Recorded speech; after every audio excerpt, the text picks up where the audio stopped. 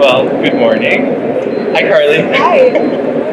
How are you? Good. How are you? Good. Okay. So, how many of you have seen? Oh, the two of you here. How many of you seen ads that are promoting the reduction or the elimination of grain?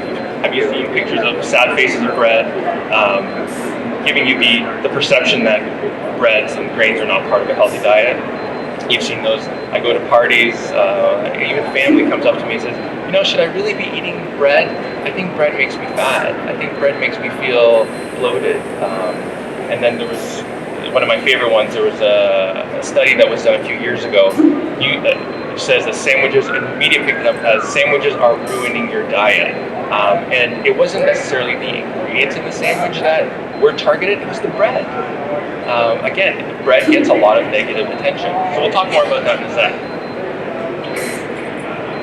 On the other side, the CDC, back in 2011, recognized the importance of grains in the diet and actually identified folic acid fortification of white flour as one of the top 10 health achievements of the century.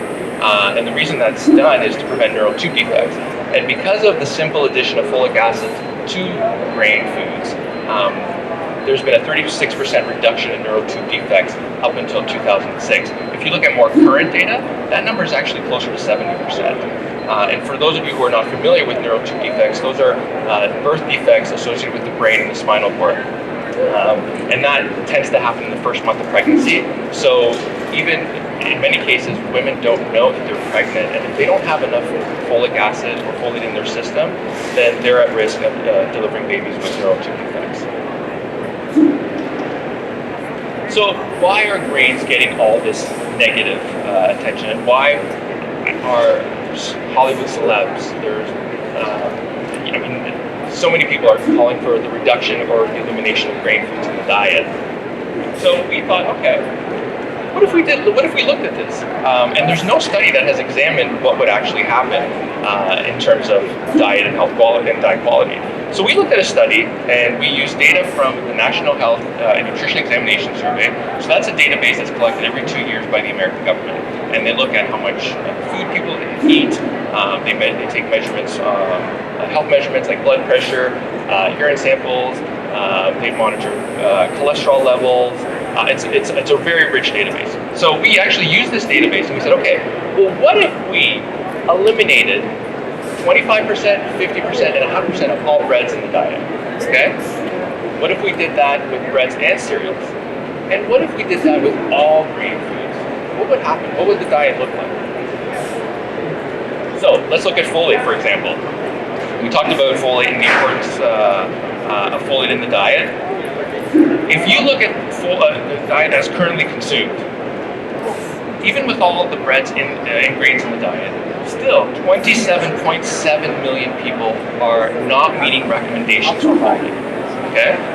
As soon as you eliminate 25% of breads in the diet, that 27.7 million jumps to 30.2 million. So just eliminating 25% of all breads in the American adult diet leads to 3 million more people not meeting recommendations. If you eliminate all breads in the diet, that jumps to 37.4 million from 27.7 million. So let's say about 10 million more people are not meeting recommendations for folate. That's about the size of New York City. So it's a big deal. You eliminate all grains in the diet, from now you have 27.7 million people currently not meeting recommendations. That jumps to 111.3 million people not meeting recommendations for just folate alone. Okay? Similar story in kids. If you eliminate all grains in the diet, currently 2.5 million kids are not meeting recommendations for folate. That jumps to almost 22 million kids now are not meeting recommendations for just folate. This is just one nutrient that we're looking at.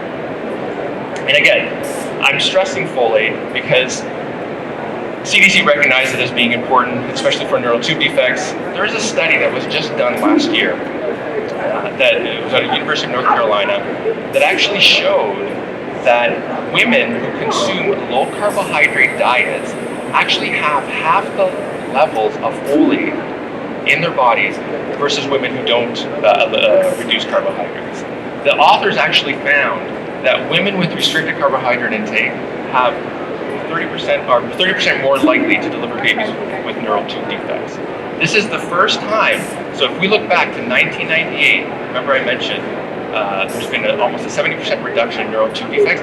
Now we're starting to see increases. Where before we're seeing a regular decline, now we're starting to see increases. Again, all from the simple action of reducing or eliminating carbohydrates from the diet. We looked at iron. And again, currently as the diet is consumed, 11.6 million adults are not meeting recommendations for iron.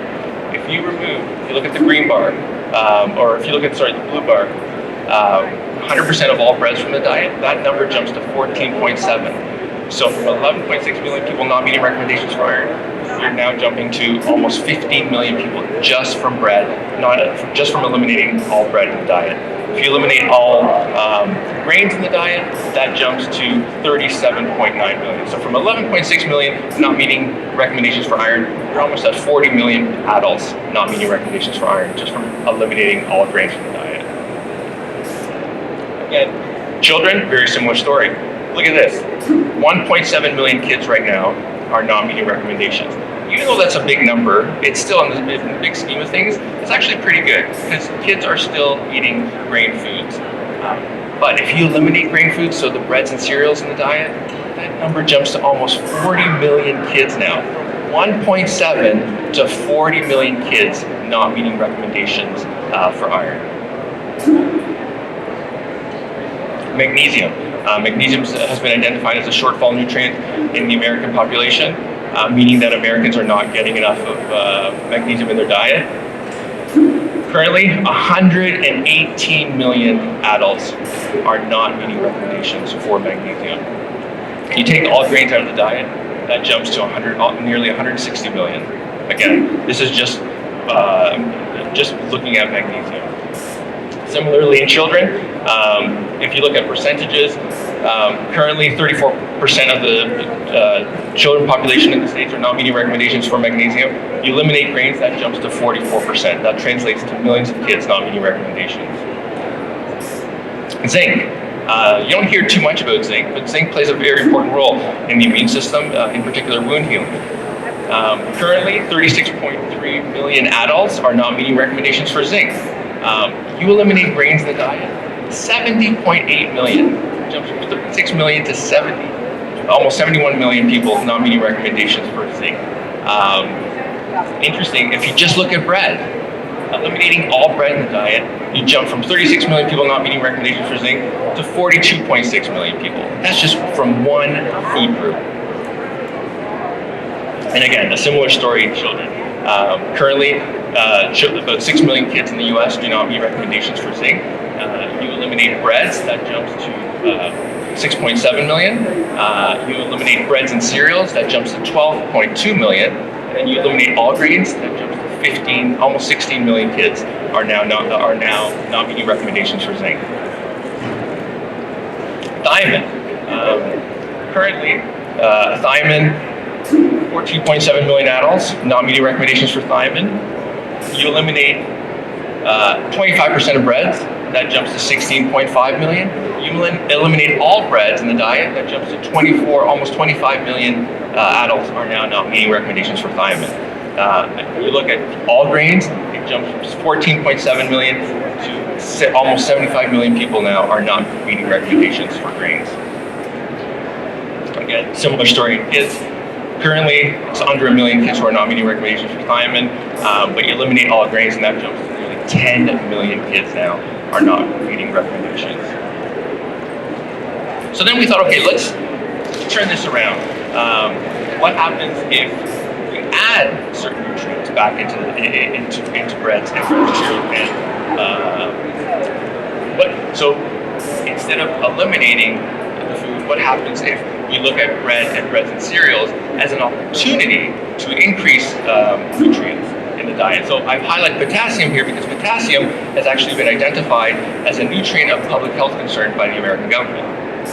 So this is saying that there's 4 nutrients: potassium, vitamin D, calcium, and fiber, and they're nutrients of public health concern. meaning that Americans are not getting enough, and these nutrients have been linked to chronic disease. So what if we added 10% of the DV for potassium back into breads and cereals? Currently, we have 5.7 million adults who are meeting the recommendations for potassium. If you add just 10% of the DV for potassium, that number now climbs to 7.7 million. So instead of 5.7 million people meeting recommendations, you're having close to 8 million people meeting recommendations. If you add 25% of the DV, that number jumps from 5.7 million people meeting recommendations to almost 25 million people meeting recommendations.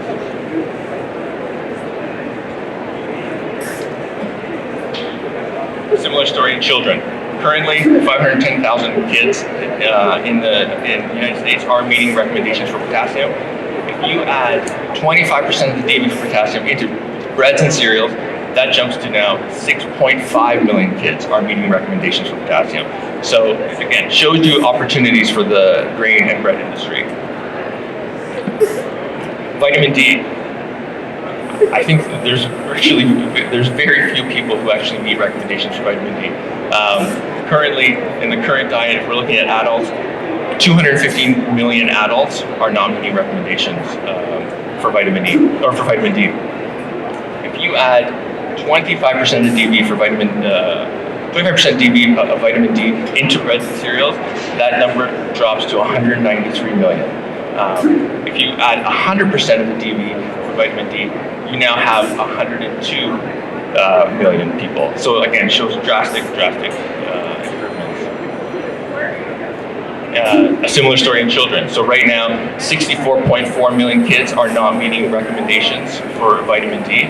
If you add 25% of the DV for vitamin D into just breads and cereals, that number drops to 54 million, and 100% drops it down to 20 million. So from 64 million, you get down to 20 million children. So earlier I talked about sandwiches and how sandwiches are being portrayed as being a negative part of the diet. Back in 2016, there was a study done that got a lot of negative news coverage. And by negative, I mean bread got the negative news coverage. And I looked at this study, and they actually used the same database that I've used for conducting this study that I just talked about. But one of the things the study, so it showed basically that sandwich consumers had higher calories, had higher saturated fat, higher total fat, higher sodium, less fiber in the diet. But one of the things they didn't do is differentiate between sandwiches. So they just took all sandwiches and lumped them together. So whether you were having a hamburger or a hot dog versus a tuna sandwich, everything was all lumped in together. So we decided to do a study. And guess what? We showed, and this study was just accepted for publication a few weeks ago, so you'll be seeing more of this in the next few weeks, and hopefully it will counter a lot of the negative press, or a lot of the press that the other study received. And we were able to show that it's not the bread, because we created sandwiches, we modeled sandwiches that had both whole grain and enriched grain bread, and we showed that it's not the bread, but it's the ingredients within the sandwich that contribute to calories, total fat, saturated fat, and sodium. And we showed that using, again, either whole grain or enriched grain bread, we were able to create sandwiches that were healthy and actually help contribute to the diet quality. So we're actually very excited about that. So I take it back to the original question. Should we be reducing or eliminating grains in the diet? I think you need to be very careful if you're doing that. The data is showing that this is not, there's a lot of unintended nutrient and diet quality consequences, in particular with nutrients, shortfall nutrients and nutrients of public health concern. And I'll leave you with the last message. Grain foods are a solution to bridging gap in nutrient recommendations. So grains are good for you and should be part of your diet. Thank you.